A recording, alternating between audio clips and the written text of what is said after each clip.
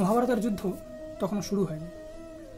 বড় বড় রথী মহারথীরা সবাই কেউ পাণ্ডব পক্ষে যোগ দিচ্ছিলেন, আবার কেউ বা যোগ দিচ্ছিলেন কৌরব পক্ষে।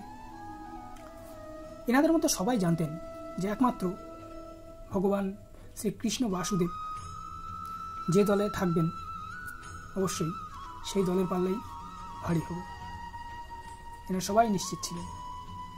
তো সেই মতো শ্রীকৃষ্ণ বাসুদেব একদিন ঘোষণা করে দিলেন যে ঠিক আছে,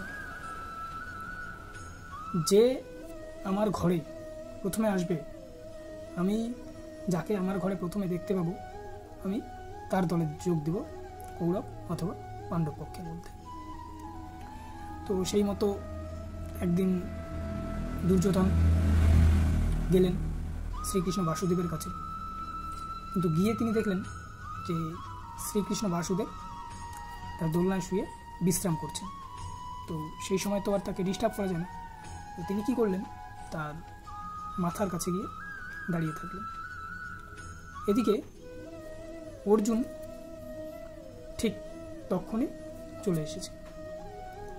অর্জুনও এসে দেখে ভগবান দোলনায় শুয়ে আরাম করছে, তো অর্জুন তার পায়ের কাছে দাঁড়িয়ে পড়ে।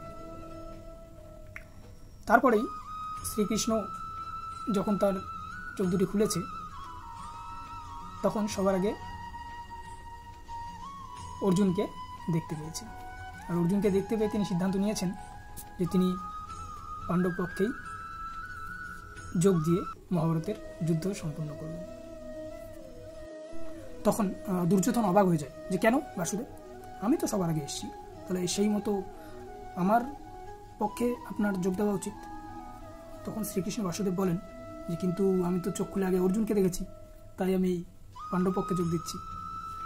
তো এখানে শিক্ষার হলো এটাই যে দুর্যোধন যখন এসেছিলেন তখন তিনি মনে মনে ভেবেছিলেন যে আমি একজন রাজা হয়ে কেন কারোর পায়ের কাছে দাঁড়িয়ে থাকবো, আমি রাজা। তো তখন তো দুর্যোধন হস্তিনাপুরের রাজা ছিলেন, তো আমি রাজা যেহেতু, তো আমি ভগবান শ্রীকৃষ্ণের মাথার কাছে গিয়ে এসে দাঁড়িয়ে পড়েছে। আর অর্জুন যখন এসেছিল সে নিজেকে ভগবানের ভক্ত হিসাবে মনে করেছিল এবং এসে শ্রীকৃষ্ণের পায়ের কাছে দাঁড়িয়েছিল।